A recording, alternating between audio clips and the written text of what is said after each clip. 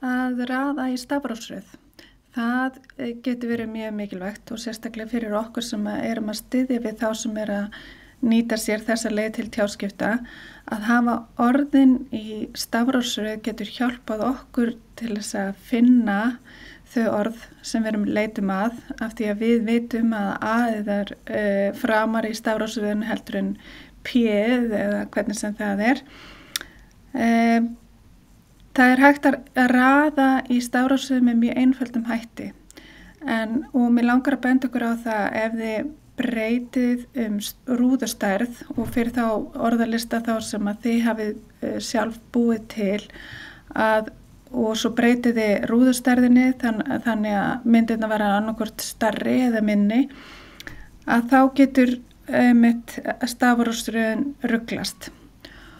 Og til þess að breyta því og raða þessu aftur í stafrófsröð þá ætla ég að sýna ykkur hvernig það er gert með mjög einföldum hætti. Þið farið inn í stýrikerfið og skoðið hérna hægri vænginn þessar aðgerðir sem hér eru. Ég byrja á því að velja punktalínuna og draga yfir þau orð sem að ég vil raða í stafrófsröð. Og þá er ég að tala tákmyndirnar, ég er ekki að tala bleikuhnappana sem eru stýrihnappar inn í aðra orðalista. Vel ég heldur bara öll orðin sem ég vil raða upp og passa að þessir hnappar fá að vera óhreyfðir.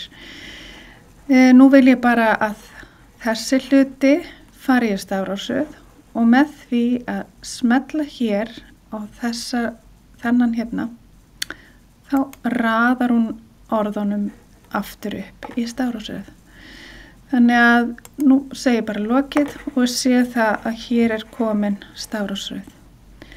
En svo geta þessir hnappar þeir þurfa ekki endilega að vera í stafrófsröð heldur frekar í þeirri röð sem að fólk vill raða því eftir því hvernig þið viljið að þetta líti út, orðalistarnir, hvað þeir innihalda.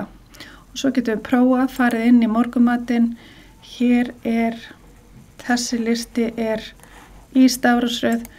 Ef hann væri ekki í stafrófsröð þá myndi ég gera nákvæmlega sama. Ég myndi bara draga yfir alla hnappana, passa að bleiku haldi sér á sínum stað og smelli svo þetta merki.